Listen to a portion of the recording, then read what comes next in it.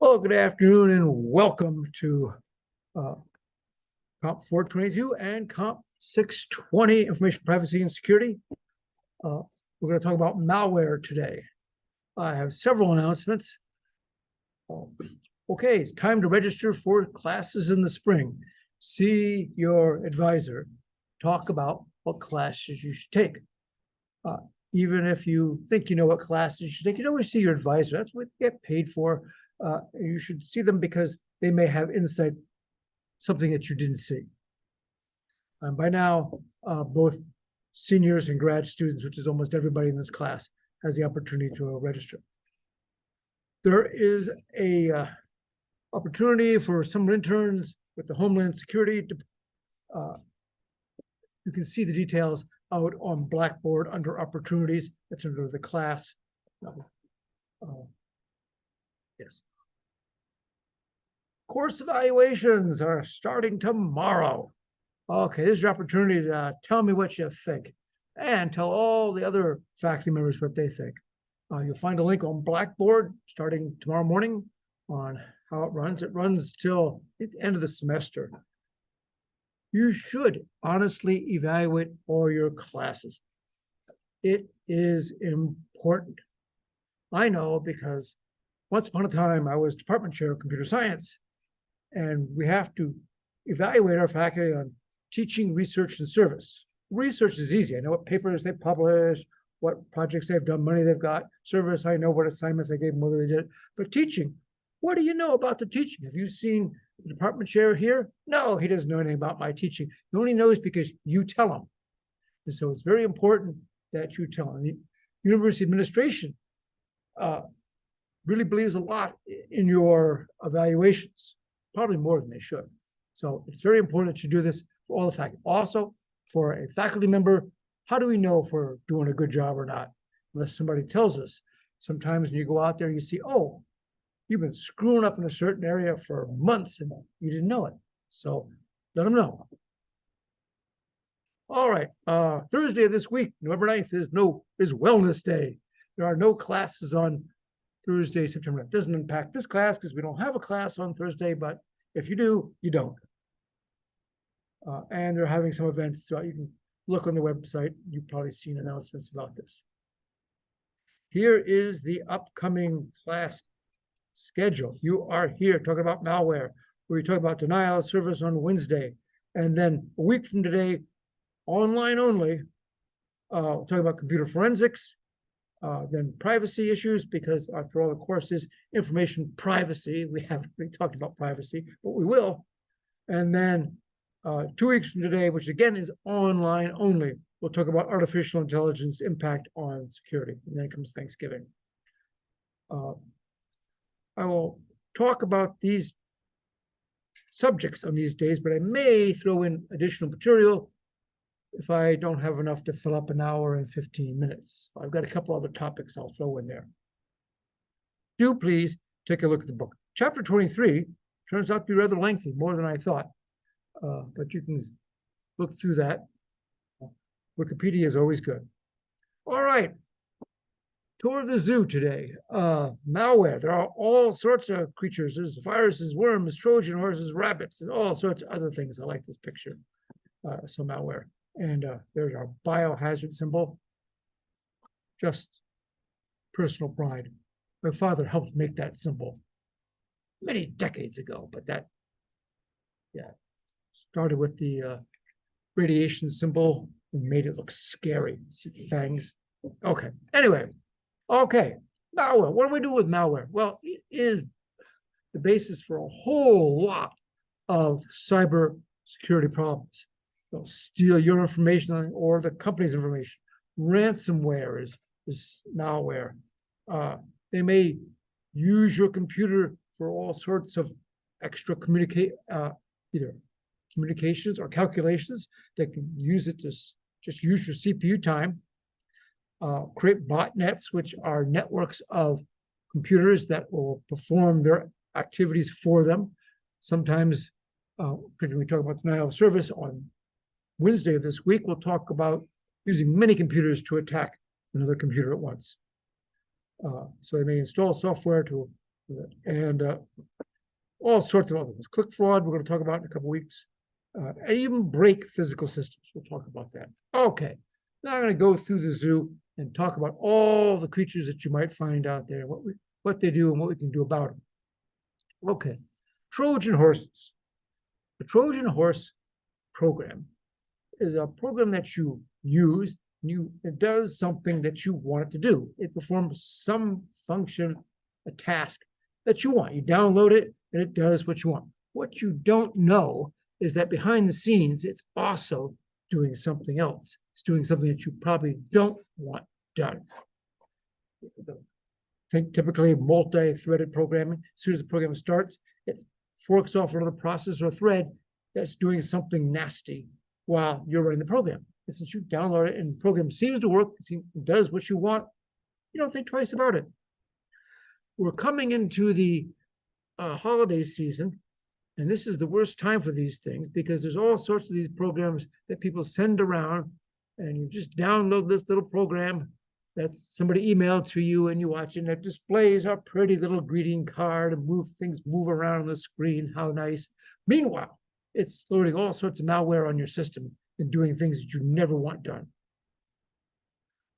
The textbook talks about the animal Trojan horse. And since I've got a gray beard and I remember the animal Trojan horse from years ago, let me say a little bit about that. It was a relatively benign program. It didn't do anything truly malicious. Whenever you executed the program, it would play its little game, but it would copy itself onto every writable directory that you had. So all the subdirectories, any location that it could, it copied the program to itself, to those directions. So animal program ended up everywhere. We had to be very careful in systems programming that we were running an administrative as a root or high priority user. Never run any of these things because who knows what it'll do. Quickly, the animal was a simple guessing game. It was actually a very good data structures example. It had a decision tree. You would go down and ask you questions. Does this animal have hair? Does the animal have stripes? And you'd answer this way, and then make a guess. Is this animal a tiger? And if you said no, then I said, well, what is it? And you'd say like a zebra. And they go, well, what's the difference between a tiger and a zebra? And you have to give some characteristic, a yes, no question, differentiate between tigers and zebras. It was an optimizing tree. Oh, this is data structures at its best. And it would not always start at the same place. If you frequently went down one side of the tree, it would move the starting point so that the starting point was closer to where it expected you would go. That's a good example of data structures and algorithms. And because it was fun, all sorts of students would play it. And therefore, it got copied into directories all over the computer. It wasn't that it did anything wrong.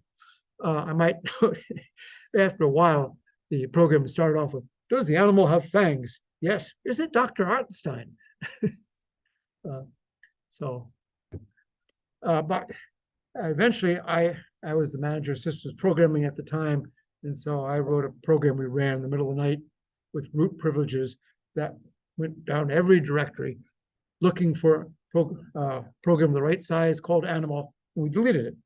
So after we did that, there were no more animal programs on the system. I think we might have had to do that a couple times to eradicate them all. It was advantageous, though, that they all had the same name. Some systems, some malware creates backdoors. A backdoor is an alternate access to your computer system. Normally, users come through perhaps in a login screen where they have to enter the user ID and password.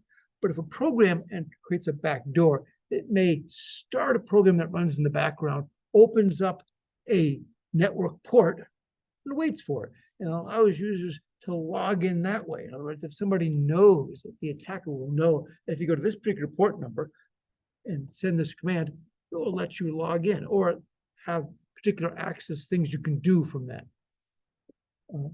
So that's a backdoor. And they can be quite dangerous because then whatever you have as your login system doesn't matter because you're not going through the login system. Some Trojan horses include what's called a dropper. A dropper is a lightweight, simple program that's there to download other malicious software into your computer. In other words, the initial Trojan horse doesn't have a lot in it that's malicious in itself. It just puts a program that runs in the background, and that background program will go out to headquarters and start downloading whatever the attacker wants to download to your system.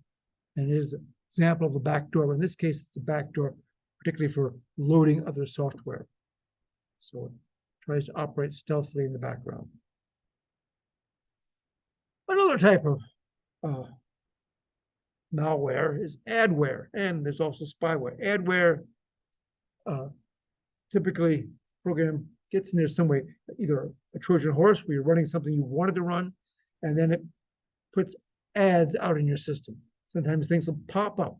Often it puts a program into your system, so it runs periodically. It will start when you boot your system, even though you might not see it when you boot. It will wait for a while and then throw an ad on your screen. You're going, how did that get there? You can always click and kill it, but all of a sudden advertisements are appearing on your screen. It's kind of annoying. By the way, one way to help defeat this is you should go out and look at the programs that are started automatically when you boot up your system. If there are programs there that you can't justify, don't let them start. In the Windows system, you just go to the task manager, and then you can look at the starting programs and you can enable or disable them. Now, there are some programs that start when you boot your system that you want. For instance, there's a mouse controller. Disabling that, it won't be fun. The mouse doesn't work. So, but on the other hand, there are maybe things there if you go, I don't think. Also, there's lots of legitimate software companies that you all know and use that start things that you don't really need to have. A lot of computer software manufacturers think that the only reason you'd ever turn on your computer is to run their program. Why would you want to do anything else? And so they want to start things automatically when you turn on your computer. You don't need that. Disable it. It'll improve your performance. Another nasty trick of adware is to change your default search engine. So if you have Bing set up as your default search engine, it may switch it over to Yahoo or DuckDuckGo or Google or whatever else. It makes this automatic switch. And you may not notice it for a while, but it's kind of annoying. Also, of course, adware may do other malicious activities besides showing advertisements. And spyware forgets the ads, just collects information, sends it off to headquarters. Viruses. We've all heard about computer virus. A computer virus, amongst many other types of software, a computer virus propagates itself by attaching the malicious code to another executable. If you have an executable, and it will copy the malicious code into another different executable and arrange it so that when you execute that program, it then also executes the malicious code.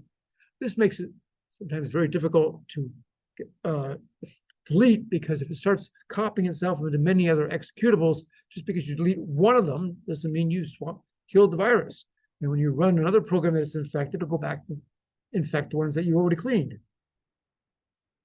Here's an example of how it works. Okay, imagine we have an exe. This box represents a file of machine language, .exe or executable program that you might run on any system. And I have marked here in green the first instruction that is executed in the program. So it's going to download this and execute that instruction first, and the program takes off. If you infect it, you copy malicious code, the virus, to the end of the executable, change that start address so it jumps first to the virus. The virus sets up, does whatever the virus feels like doing. Often, of course, in this day of multi-core systems, it starts another process and then jumps back to the beginning of the original program. And so the virus operates in the background where you don't see it. So there's no loss in performance. And so it's doing something nasty in the background while it's running. And of course, one of the things it often does is finds how many other executables are available that it might infect. Antivirus software, of which there are many brands and flavors out there, are there to help prevent that. The McAfee's of the world and Kaspersky's and other software out there will stop most of your malware zoo. They generally out there to stop viruses. They're often pattern matchers. They have what they call virus signatures. They look at the virus and say, what's unusual about this virus code? This is something you don't see in regular programs. And then they do a pattern matching. They go scan for that pattern of the virus, look for it and say, wait, here it is in this executable. And then they look further and they say, yes, you've got the virus. And since they know what the virus is, these antivirus companies keep track of the viruses, of all sorts of, and they know what it is, how it works. They've gone through and looked very carefully at the code, and then they can extract it from the original executable and put it back the way it should be. Now, most antivirus software can only look for known viruses. It's hard to look for something that you never saw before, because basically they're string matching and they're looking for machine language. You can sometimes catch new viruses because they're doing something that is considered inappropriate. For instance, writing to an executable. If you have an existing executable file, why would you be changing it? Why would a program want to do that? And so if one program starts modifying an exe file or executable file for a different program, it's very suspicious, and many of the antivirus software will stop it and flag something. On the other hand, of course, think of a compiler, or they create and write executables. They have to be able to do that. It made it useful. Okay. The virus makers have worked real hard to try to make themselves hard to find. They use all sorts of techniques, including encryption. They will encrypt the virus code with different passwords. And of course, when you encrypt it, you can't tell what's there. And then when it loads, it decrypts itself with the password and continues on. Because they use different passwords on different occasions, and sometimes different passwords for different, every time it's used, it makes it very hard for the antivirus systems to find it.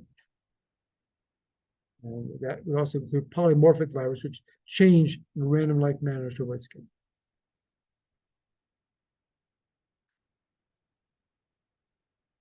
You don't just have viruses in executable programs. You can have them in other systems. Any system that has an executable file, not just executable, but macros. Macros are executed by a program. For instance, if you're using Microsoft Word or any Microsoft Office like PowerPoint, you can create a macro that will do something. So instead of having to do a bunch of repetitive commands by yourself, you can press a button and it does them all for you. You can have macros that start when you open the file. And so if you insert malicious macros into it, you can have them open when the user opens that file in whatever program you're using, and then it'll take over and start doing its malicious activities in the background. Yes?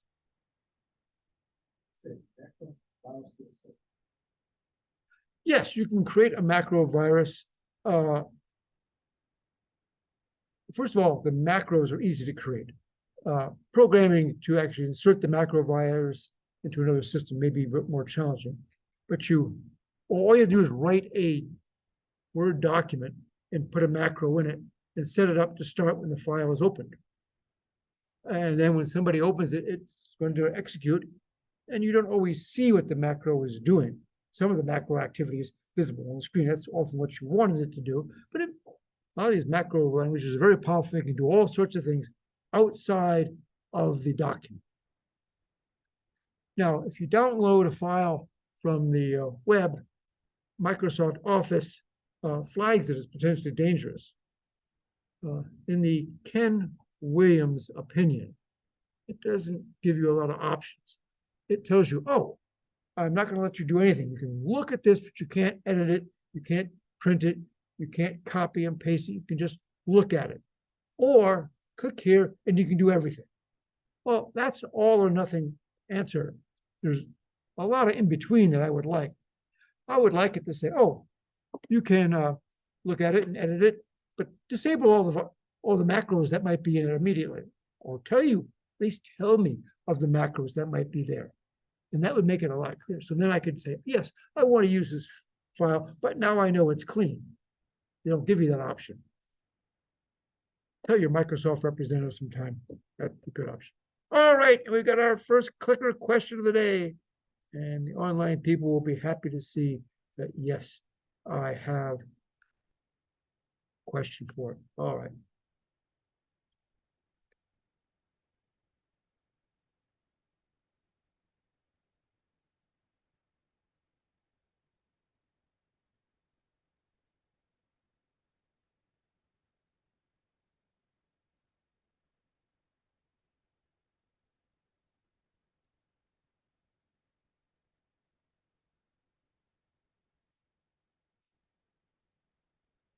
Indeed.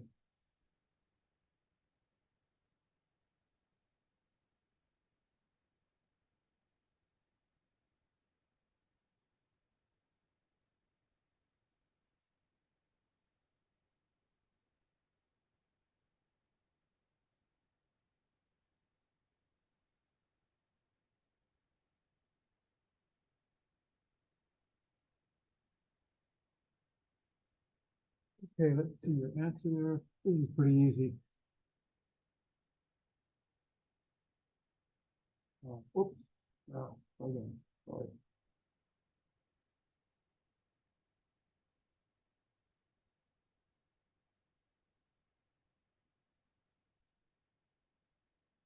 All right. Oh, okay.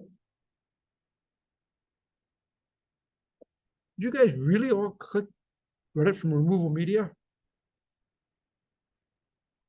I said almost everybody in class that says you run it from removal media. Did you say that? Because that's not the answer. The answer is B. Online, people got B. Nobody said spray it with disinfectant. Okay, that's probably not very good. But yes, the answer I was looking for was B. Running it from removal of media doesn't do you anything. Vaccinating your computer, well, maybe running antivirus might work. But yes, including digital signature. What? Remember, digital signatures can be attached to a file, and then when the program is loaded, the operating system will check the digital signature. In other words, it will run the hash on the contents of the executable, compare it to the decrypted hash that comes in the file, and if they don't match, it won't run it. Because then it will know that it's been infected, something's happened to it. So digital signatures are a way of protecting programs from being attacked by viruses. Okay. And again, I think I just said that. You can protect them against by putting digital signature, as you talked about before, digital signatures protect against file modification, make it easily recognizable. Another thing you can easily do is disable the directories or the files, make the files read-only, or the directories read-only, where the executables are kept. Then it's not as easy for a program to go out and change it. Now, if it is your directory, it's possible, of course, that you can make it read-only and you can make it writable. And viruses are, many of the people who write viruses know enough to go, oh, this is a read-only directory. I'll just go out and change it to a write-only directory, make my changes, and then change it back to read-only. But more importantly, if it's not your directory, if it's a system directory, it should be read-only. for years, I helped manage the labs here in the computer science department. And Microsoft software often required that the directory where the software was kept be writable, because they would write temporary files in it. But that meant that anybody could change the executables. You couldn't make things read-only, or at least they should have by default made the directories read-only so you couldn't infect them. Oh, and another key trick, separate the programs and the data. Yes, an example I just stated, they put the data in the software in the same directory, so therefore they had to be able to write to it. No, put the stuff you have to write in a different directory than where the executables are, so you can write in the data directory where you cannot write into the programs. Viruses have been around for a long time. What is that? 40 years ago, this fellow, Fred Cohen, that's Fred Cohen back in 1983. He's got to be an old guy by now.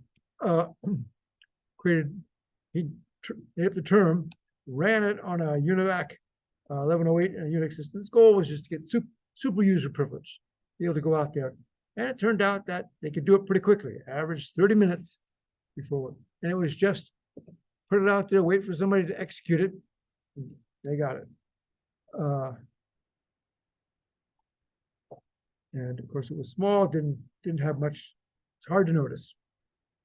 Other reports back in '86, there were the brain virus written for IBM PCs, right on the floppies. If you didn't write protect the floppies. Yes, back in those days, the operating system was on a floppy disk, which should be hardware-wise write protect. There was a little write tab, you covered that, and then you couldn't write to it. But if you didn't do that, you could overwrite the operating system. On Macintosh systems, they had the universal message of peace that popped out, printed out the universal message of peace and disappeared.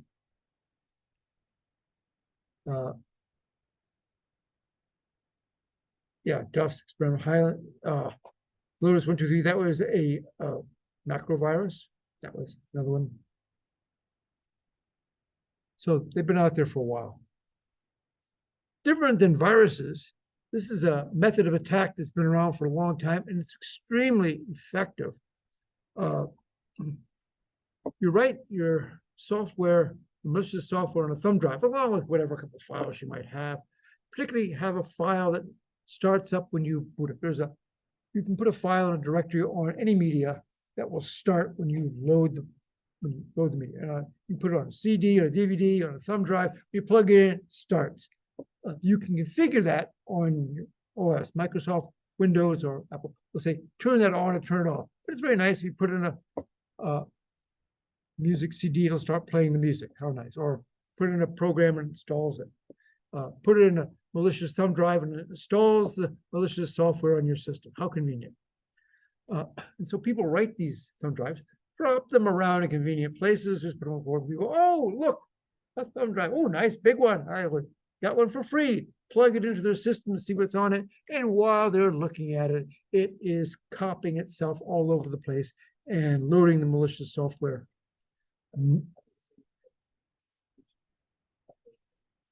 Oh, it's been out there for years, and it's very effective. I thought I had some statistics on this.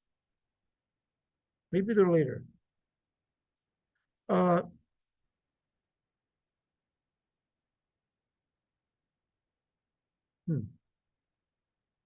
Oh, I don't see it. Well, yes, an awful lot of them get plugged in. Yes.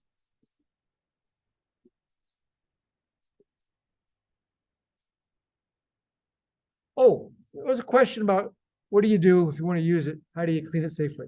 And a Raspberry Pi was used. Yes, I have a Raspberry Pi, if you don't know, is a very small computer. It's about the size of a big credit card, except it's an inch and a half thick, enough to have a whole bunch of USB plugs and power plugs on the side. It plugs into a monitor and keyboard and mouse and everything. What's really nice, it doesn't have a hard drive. It has a small, physically small, about the size of your thumb now, flash memory that it uses for a disk. You can write this on your laptop or computer, there's a little, you can get a little device, plugs that little bitty piece of memory onto a USB, plug it in, and then you can write onto it. It won't run on your, but you can overwrite it. So if you have one, you got the Raspberry Pi OS image on your laptop, you write it to the little thumb drive, put the little chip into your Raspberry Pi, open it up, do whatever you want. Look at the thumb drives, reformat it, look at websites or email that you wouldn't want to ever run on your computer. And then when you're done, turn off your Raspberry Pi. Oh, by the way, when you're doing this, turn off your other computers or unplug them from the network so they can't be touched.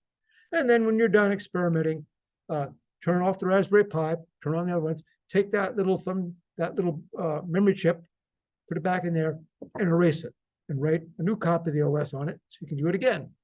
That way, yeah, maybe it'll infect your Raspberry Pi, but who cares because you're going to clean off the disk and it'll be gone shortly thereafter. I find it pretty effective. On the other hand, be ready to lose all your files in the Raspberry Pi. You got to have the little chips are cheap. They're like $6 a piece or something. I have a spare one just for doing nasty things. Okay. Yes, and I remember going to, I think it was Lawrence Livermore National Lab or one of the national labs. They had an activity on cybersecurity, and one aspect was the drop thumb drive. We dropped the thumb drive out here, and it did all sorts of things. Okay, early computers, and I know early computers because much of my computing career was on early computers, had almost no protection. Microsoft DOS and Apple systems had no protection. They ran with one memory image. You could write anywhere. There was no difference between operating system privilege and user level. You just could do everything. And so you could change the program. You could, and if you hadn't physically write protected the operating system disk, you could overwrite it and make changes. It's not real good. Okay, let me talk a little bit about how do computers start, because that has been an avenue of attack for some time. When you first turn on your computer, it goes through this bootstrap process or initial program load, where it has to load it has to start the hardware, load the operating system into memory and start its execution, often in many steps. And so those steps have been an avenue of attack for some time. Okay, when you turn on your computer, it first does a quick error check. Is this thing working correctly? Can I read and write the memory? There's on your Intel processor, there is an instruction that says self-test, and it just goes out and internally make sure the add and subtract, multiply and divide all work correctly, and it comes back with a number and it says, yes, it works, or no, this thing is broken. And it tests other things to make sure you can read and write the memory, read and write the disks. It's called a power-on self-tester post.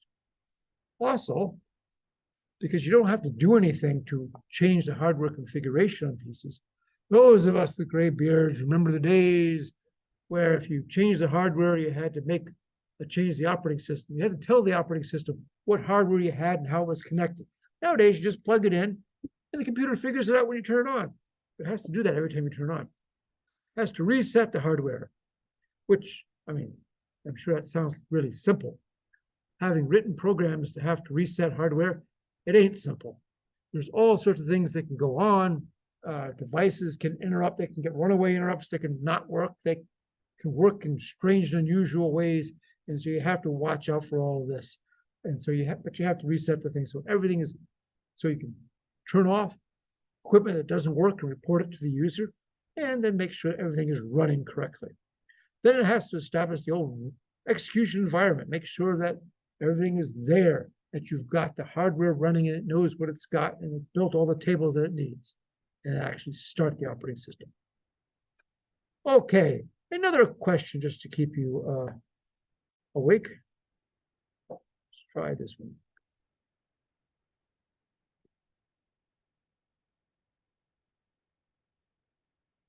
Hold on, hang on.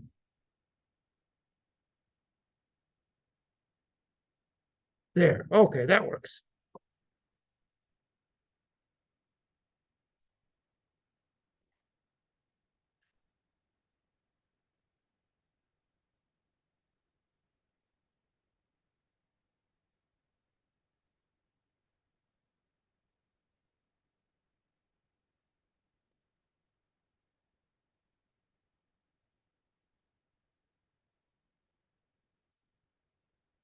Figure over it. Okay.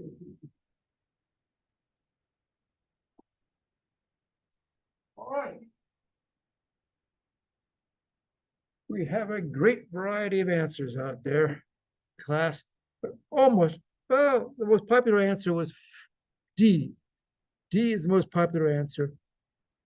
Yes, almost everybody clicked D, all the above, because all the above is the correct answer. By the way, students, if you're test taking and you say, oh, that answer looks correct to me, and this answer looks correct to me, then it has to be all the above. It doesn't matter what the other one is. Yeah. Okay. You gotta learn how to take tests. It's very important to take tests well. Okay. Yes, and just to agree, we'll talk about this, but yes, you can write to the disk boot, boot vector. The OS is on the disk, you can change that, change the BIOS. Now, changing the BIOS can be somewhat difficult. Well, we'll talk about the BIOS in a couple of minutes, so we'll just wait till we get there. Okay. There are all sorts of parts working to make the computer start. The hardware, the actual chip. Firmware is software located on a read-only chip in your computer that manages the system. It usually not only starts the computer, but does some low-level task so that the operating system doesn't have to know how each individual computer does it. It just tells the firmware, do this, and it gets it done. And then, of course, there's the operating system and all the other software. Traditionally, there was a program called BIOS, or Basic Input-Output System, that was loaded in the read-only memory of the computer. And it was in the original IBM PC. It was loaded in electrically programmable read-only memory. So, yes, it's read-only memory that you can write to. But there's a special way you write. You don't just write to it like you write to any other memory location. You had to perform certain activities to write to it, but you could. And it was necessary because sometimes your computer manufacturers would come out with an update to your BIOS, and you could download that boot, usually onto a thumb drive or a disk of some kind, boot it. It would then, before the operating system even start, it would write to the BIOS to make the update with the strong announcement, don't turn off your computer until this is done. Otherwise, it will never start again. So, and then rewrite it. So it has to be able to write to it. Yeah, that was update. But some malware knows how to do that and change the BIOS. There's an update to that. Unified Extensible Firmware Interface, UEFI. BIOS is so easy to say, but UEFI is a new, much more secure version of boot process. Besides running for bigger, more modern computers, BIOS figured that no computers would be more than 32 bits addressing space, 4 gigabytes. Well, most of them are now. You can hardly buy one with less memory. That's quickly what happens when you turn on your computer. There are multiple steps in the process. When you first turn it on, the hardware will start executing this given address. In other words, it goes out there and does this, hardware fetches an instruction and execute. It fetches the first instruction from a set address. It always goes to the set address and grabs it. So you better have an instruction there that makes sense. And that better be the start of your boot program. Usually the first address is in firmware, either the BIOS or the UEFI. So it starts executing in the firmware, and that starts running. And the firmware does all those tasks like the post, the power on self-test, and it checks for hardware configuration, things like that. Then, after it's figured out how the hardware looks and everything's actually working correctly, it starts the boot process. There are multiple stages of the boot process. It starts with a very small, simple program, which then loads a bigger program, which then may load a bigger program. We finally get to loading the operating system. The master boot record is only 446 bytes, which is pretty darn small. That's half a K. It's hard to find a program around here that runs a half a K. So it usually does that. First thing it does is read in the next part of the program. And then once you get the operating system loaded in, the basic core of the operating system, there's all sorts of other things that have to be done. You then have to load in all the drivers for the hardware you have, and there are a lot of things that the computer does on a periodic basis, and many of them happen when you boot up the system. It starts the virus checker. It may think it's time to do a backup. It may think it's time to go out and look for updates from the manufacturer and all sorts of things like that it starts up, which tends to make the boot process slower than it needs to be. Okay, spare the old man a couple minutes here. Let me tell you how it used to work. Not in the good old days, but the old days. Definitely not the good old days. Yes, I spent a couple years of my career working on this box. It was an Interdata 716. It was what you call a mini computer, about the size of a filing cabinet, about the process, about the power of your watch. No, less than that. Power of a hand count. Yeah, it was very low power. Well, it had 16K of memory in it. Ooh, big machine. In order to boot it from, say it got completely erased, then you'd have to turn it on, and then you'd have to manually enter about a dozen hexadecimal digits into the front panel to enter a very simple program that would start in that. Then you put a paper tape into the teletype here, the paper tape into that, press start on the computer, press start on the paper tape reader so it would run through the machine. The paper tape would go through, copying the bytes from the paper tape into successive addresses in memory, and then that would load the loader. And then that loader, we'd load it into high memory, the highest address of the machine. And then you type in a start address on the front panel of that high address panel, and you press run, and that loader on the high end would then communicate over a communications line to a mainframe computer, which would download the actual program we wanted to run onto the machine. This machine only ran one program all day. It was a telecommunications concentrator. It had, I think, 56 low-speed lines, terminal lines coming into it, and had one high-speed line going out to the mainframe. And so things come in, send it off. Excuse me? Oh, well, okay. Why do we have this box? Because every time on the low-speed terminals, every time you pressed a character on the keyboard, it would interrupt the processor to save that character a sort of way. Now, your mainframe, you want your mainframe to be doing more important things as it runs and not be interrupted, stopped every time you press a character, because interrupt takes a whole bunch of instructions. So instead of that interrupt, we'd have the Interdata 716 interrupt every time. And then once you got a whole line, it would ship it off as a whole line, and it would only interrupt per line on the mainframe. Now, of course, that meant that it was line oriented. We're used to most things working on a character by character basis. That didn't happen. It was line oriented. On the other hand, you could still press backspace, and it would backspace and delete those characters and things like that. That worked. But yes, it was an interesting project because we had no operating system on the machine. We had to write everything ourselves. It was, anyway, you can see several steps. Typing in machine language on the front panel, reading in a paper tape to download the loader, and then the loader downloading the real program from the mainframe. Okay, let's talk about rootkits. Rootkits are programs that generally infect the operating system in multiple ways.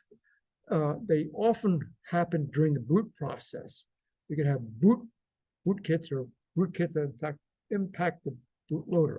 Or more often you see rootkits that come as a driver. Your operating system allows you to download drivers for various hardware that Microsoft didn't know you were going to have. And manufacturers can write drivers, and then you will load the driver and it can operate that hardware. But that driver might not only do what you want to do. It may be a Trojan horse. It may run the driver as you expect, but also do malicious things, because drivers run with high-level privileges. Usually they can access all sorts of memory, and they're running at the highest priority. And so once you get a program with high priority, it can do almost anything. And so there are ones that are boot, firmware. Again, that's really difficult. Change the kernel, drivers, yes. Now there's protection against these, and we'll talk about that in a minute. An interesting story about rootkits is the Sony BMG Music Entertainment Company back in 2005 wanted to keep people from copying their CDs. They were really upset about people copying CDs. They would sell CDs. That's how music was sold at that time. You didn't download it from Amazon Music or from other places. You purchased CDs, and people would purchase CDs and they make lots of copies and give them to their friends for free. And of course, the CD manufacturers did not like that at all. And so, in order to stop it, Sony put a program on their CDs. Of course, when you put the CD, it automatically starts. It downloaded this program, which was a rootkit on your computer, and it would run the CD and play the music, but it would also make changes to the OS that prevented you from copying the CD. You could not access the CD in many ways. You couldn't just copy it. So it was their way of preventing that. That, of course, wasn't what people liked. Somebody figured it out after a while. It didn't take too long before somebody said, wait, there's something happening here. And I can't remember who it was that blew the whistle, but it got into the press. And it was a PR disaster for Sony. And they got a lawsuit against them. And I can't remember how that went, but it wasn't good. Later, the government came to the rescue and has created laws against copying that material. Digital Privacy Act, and there are laws against copying this sort of stuff. We'll talk about that later in the semester. Well, we don't have an awful lot of semester left.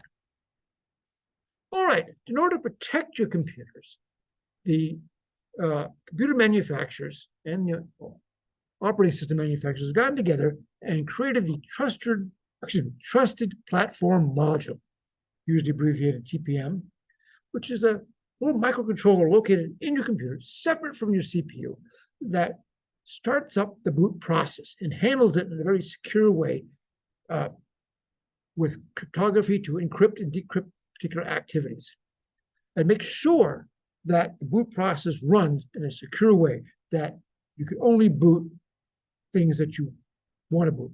Now, it has some downsides. Say you're a person who likes to write your own operating system. Well, it's not going to boot on a machine with a Trusted Platform Module, because only the major manufacturers of operating systems have the keys and information required to create the bootable image. It's a digital signature, and you have to have the proper digital signature on it, or it's not going to boot it.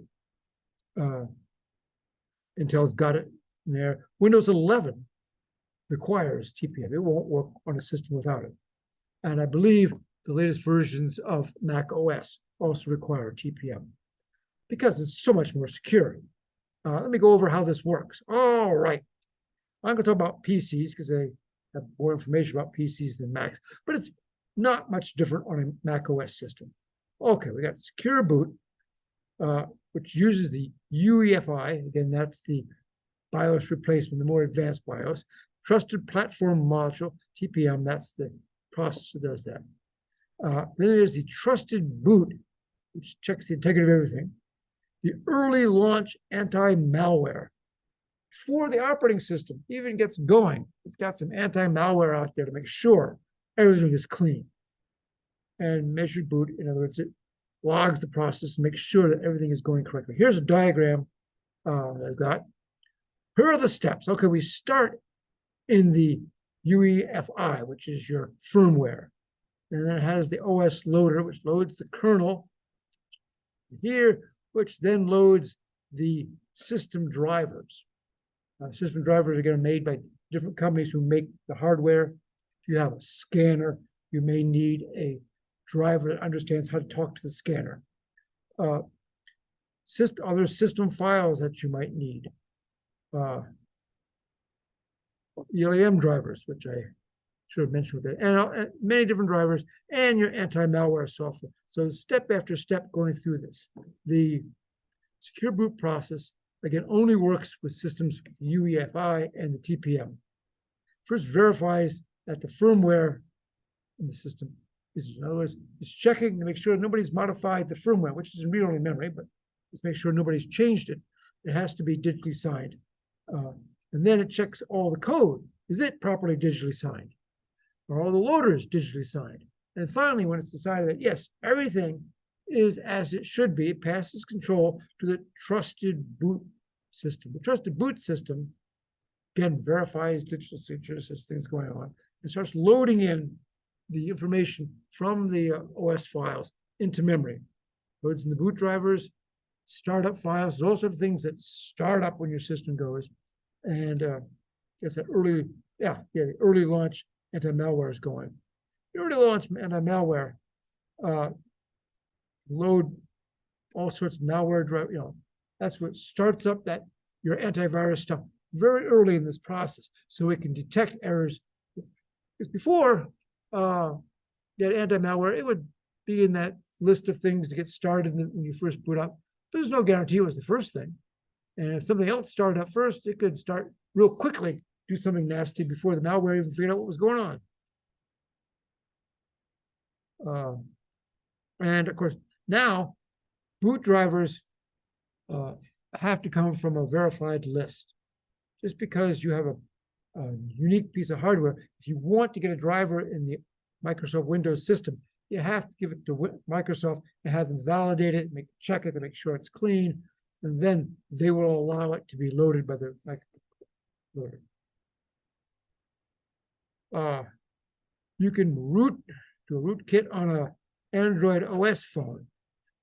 Some people do this. If you do it, you can get full control.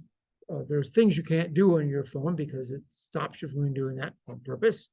And you can bypass all those restrictions if you root it, and you can change the phone things and everything. Certainly, first thing, if you do that, it voids the warranty. The phone manufacturers tell you can't do this, never, never, ever. Of course, it's possible, but they don't want you to do it. And if you screw it up, you can brick your phone. That is to say, your phone won't start, won't work at all, and it's kind of annoying. In other words, you press the little button and nothing happens. And it's kind of hard to send it back to the manufacturer and say, it doesn't work. Why doesn't it work? I rooted it. Well, they don't care. That's your problem. Buy a new one. Here's a question. Another question. Get that poll started.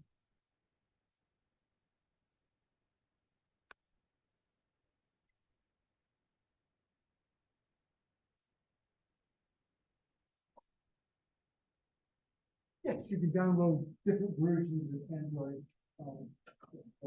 There are other versions out there. Additional things that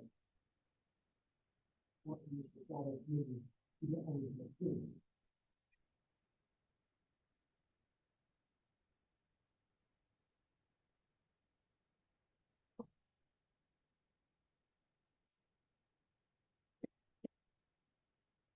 Oh, did anybody in here actually say all the above and none of the above.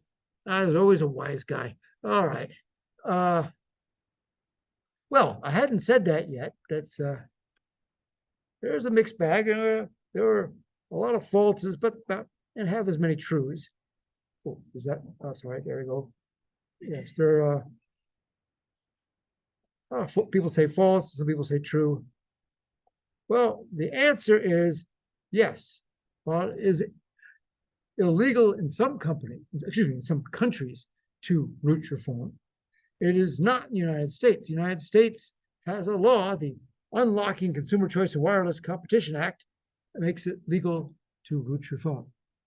I don't know who paid what politician to make that happen, but that's the way it is in the United States. So the answer, yes. The answer to that was false. It is not illegal. In fact, not only is it legal, but it is protected by law that you can do it. Yes. I do have a question.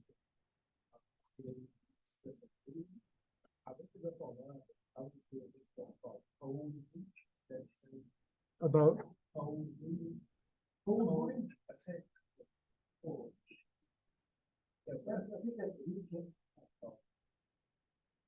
question was about a cold boot attack. I believe that's a rootkit attack.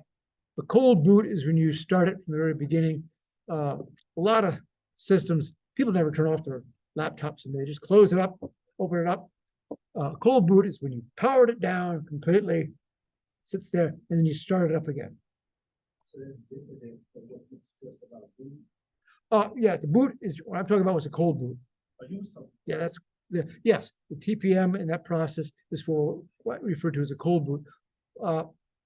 Some systems allow you to save an image of the memory as it was when you turn off the computer, and then when it boots up after going through the processes that I mentioned, instead of downloading all the individuals, it just copies that memory image back in the way it was and starts it up again. And so everything starts up just the way it was. Hopefully starts just the way it was. Okay, worms. A computer worm is a program that propagates itself to other computers. It may or may not have much of a malicious payload, but usually it does. I think I mentioned previously the great internet worm of 1988. I know, but it was the first. It was the first worm, and it really took down the internet. So it had a big impact at the time, and people noted it. Disabled a lot of computers, thousands of them. And previous to that, there had been no internet-wide attack. Morris claimed it wasn't intended to cause damage. It didn't really hurt anything. It just propagated itself until it took over. And he's fined a bunch of money. It was like $20,000 now. I might point out that Dr. Robert Morris is now a faculty member at MIT. Didn't hurt his career too much. Another interesting worm or virus or malware is Stuxnet. Stuxnet was a well-targeted worm. It targeted the controllers for centrifuges that centrifuge nuclear material. Apparently, if you're purifying uranium, you have to run it through a centrifuge to get the uranium-235 and the 238 separate. Well, there's a computer, of course, that controls this machine. Stuxnet was specifically designed to attack that machine. And apparently it was designed to attack nuclear centrifuges in Iran when they were first starting to purify uranium. And somebody, could have been the Israelis, they never admitted it, but people thought it might be Israelis. It was some help from the United States and some help from other companies that make this stuff. It looked like it had to be an inside job because the people who did it knew an awful lot about those controllers. Anyway, it propagated through several mechanisms and got in there and did cause some damage. It not only caused software problems, it damaged the hardware. It caused the centrifuges to run uncontrollably at high speed until they broke. Okay, rabbits. Yet another animal in our malware zoo. A rabbit is simply an animal that wastes a lot of time. It reproduces itself without end. And it's typically used in denial of service attacks, which will is the subject of Wednesday's lecture, so we won't talk too much about it. But the basic concept here, a fork is a function in Unix and other systems that creates another process. And so this program, just while true, just means do it forever, create another process. So this just creates more and more programs running in the system. It will create thousands in milliseconds. And so almost immediately, there's all sorts of these things running in your computer, and eventually fills up the number of processes your operating system can support, and then won't let you create any more. But by the time it does that, none of the other programs create any processes, and that causes some difficulty.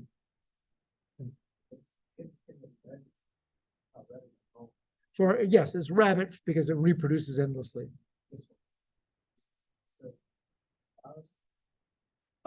It may be a virus, or it may just be the purpose of denial of service, just reproduce itself, filling up all the available memory. There's many forms of these, and we'll talk about them on Wednesday, but they fill up the memory, they fill up the network, they do something to fill up your computer so it no longer works.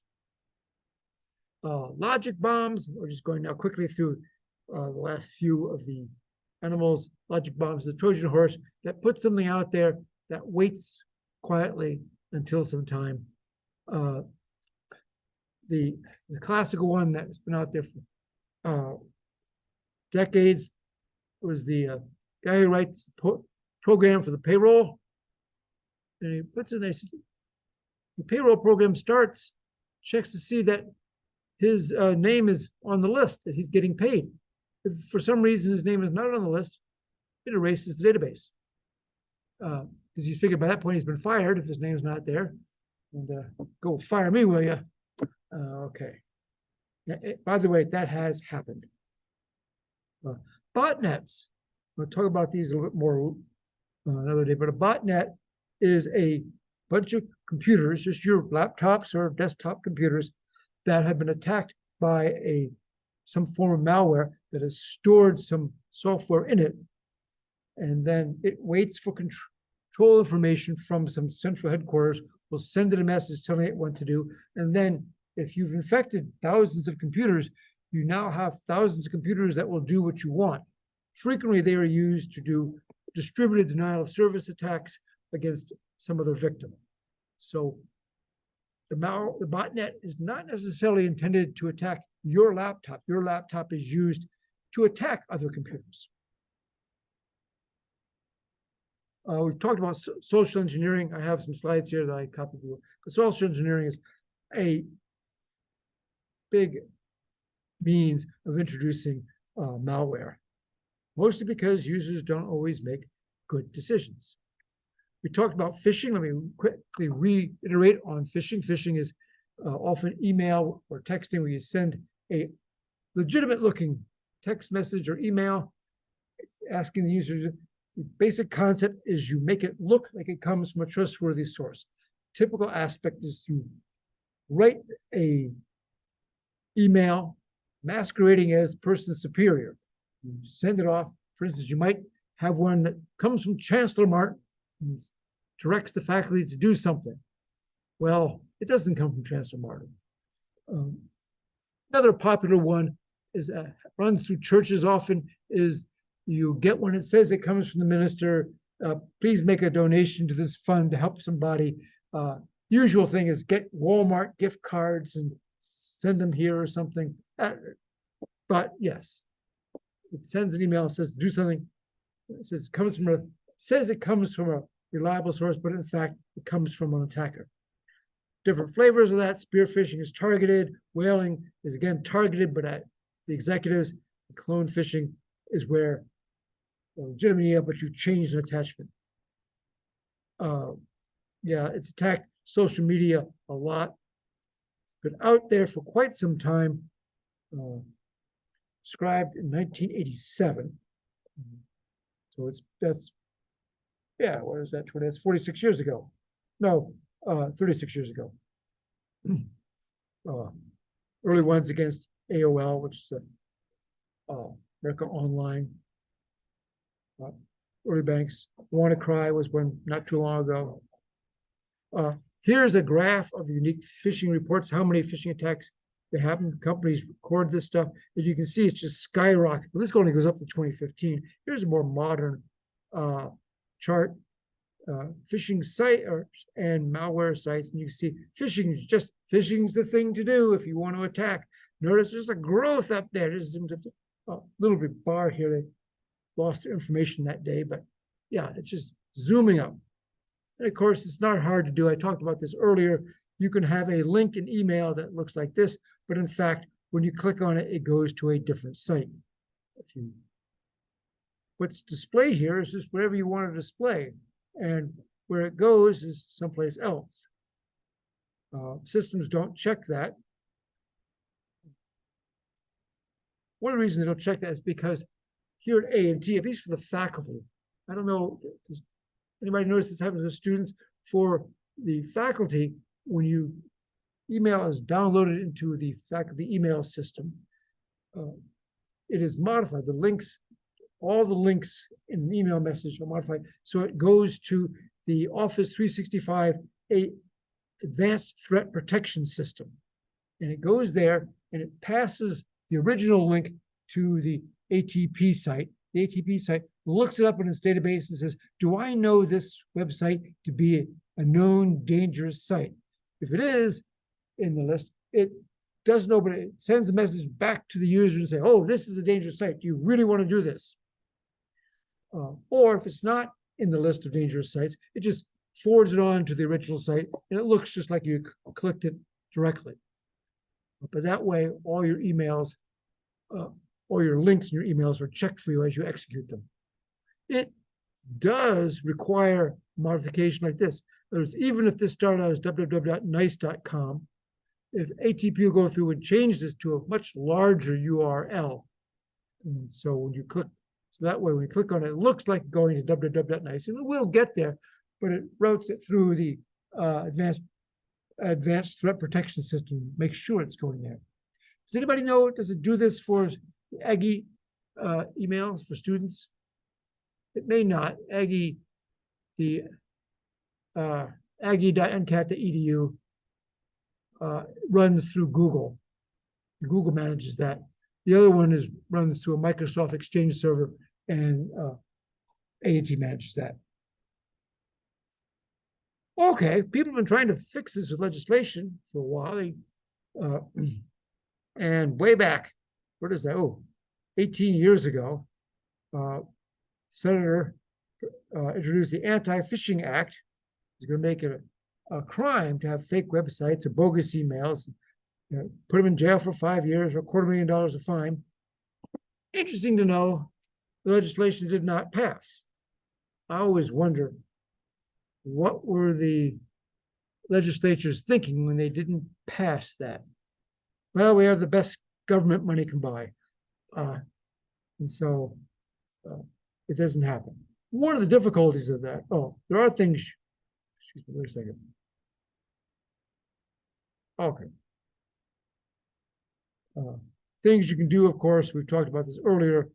Check the links, look where the links are going, mouse over them, see if the link is going where it's supposed to. Look for the secure sites. User education is big. Some systems do a lot of effort to try to clean up.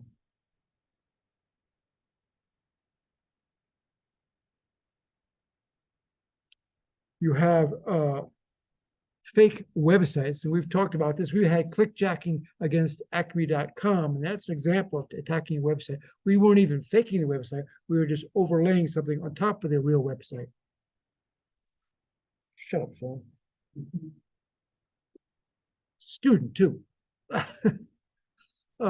Somebody didn't silence their phone when they go to class. Well, okay. It is interesting to note that, of course, digital certificates help a lot, but if the fake website has a digital certificate, it will get right past that. You'll still see the HTTPS still work on that. And some attackers create websites with similar names to the real websites. So, ransomware. I think we talked a little bit about ransomware before. Ransomware is malware that encrypts your files so that later, encrypts your files, ask you to pay money. If you pay the money, it says, well, decrypt your files. It costs a lot, $7.5 million in 2019. I got some more recent data on that. Yes, there is the number of attacks worldwide. You can see it. It's getting to be big numbers. These are in millions.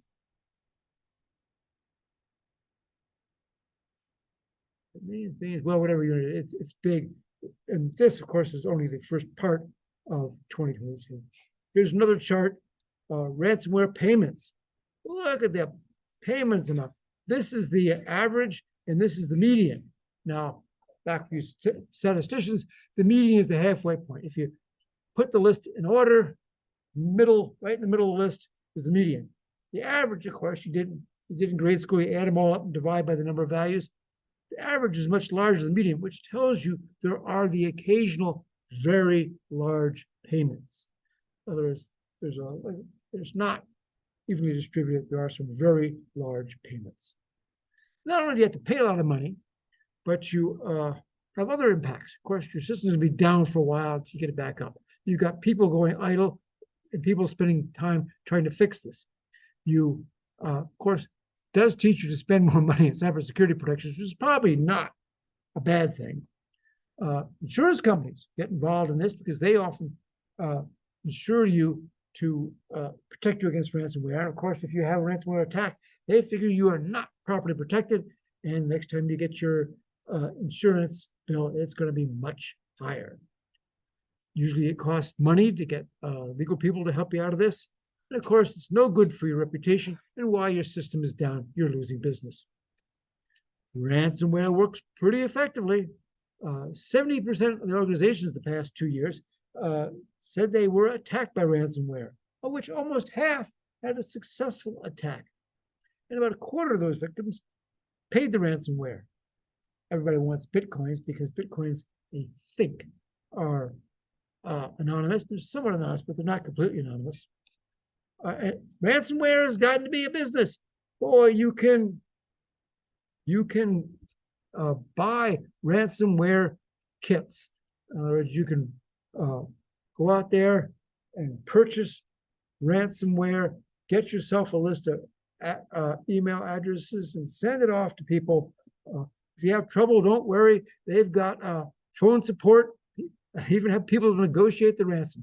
If they're going to ask Granny to buy Bitcoins, she may not know how to use Bitcoins, but don't worry. They'll explain it to her if you call up the helpline. Interesting to note, 94% of the people get their data back after paying. You think, well, oh, that's pretty nice of the criminals. Why are they so nice? Because if nobody ever gave back their data, then nobody ever paid. But because most people get their data back after paying, people pay.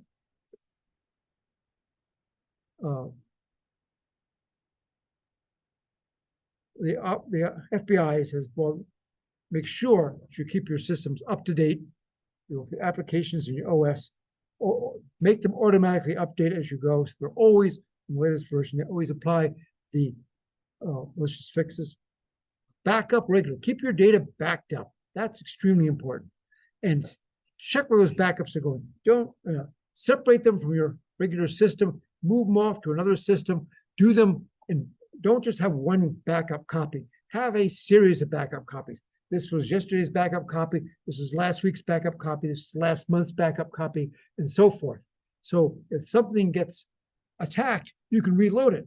And if it was attacked yesterday, and yesterday's backup isn't work, go back a week. But now you're going to lose some data. You're going to lose what you did in the week, but at least you're back up and you haven't lost everything. And let's get going until you get the rest of the issue resolved. Of course, criminals are in it for the money. They can buy ransomware kits or a subscription. Hey, you don't want to just buy it out. You can get a subscription for it. Comes with support. A lot of these things are difficult to outlaw. I thought there was somewhere in here a slide that mentioned a lot of these things are difficult to legislate against because many of the perpetrators are offshore. They're in other countries. Often and other countries where the legal system isn't as strong and they're doing these things, and there's, US laws just don't impact them. If you're in some small country and you're making a whole lot of money through ransomware, you can probably afford to buy the local law enforcement, right? Give this poor little guy in town several $1,000s. He's on your side. Now he'll protect you. So it's very hard for U.S. law to stop them. Okay, we'll talk more about this next week, or excuse me, on Wednesday. Quick reminders, here's the schedule coming up. A week from today, next Monday, November 11th, online only, as is 2 weeks from today, online only. Register for your classes. Registration is open now. See your advisor. Thursday of this week is Wellness Day. Doesn't impact this class, but there are no classes then. Course evaluations start tomorrow. And look out on the Blackboard site. I have some opportunities. There's one from Homeland Security, and they have a big program. We've had students go to this for several years, and it's a good program for you. They provide funding, and it's a good opportunity. Okay, that's it. Anybody have any questions? No questions? Comments? Explicatives? Well, in that case, we're done. See you Wednesday. See you Wednesday, Professor.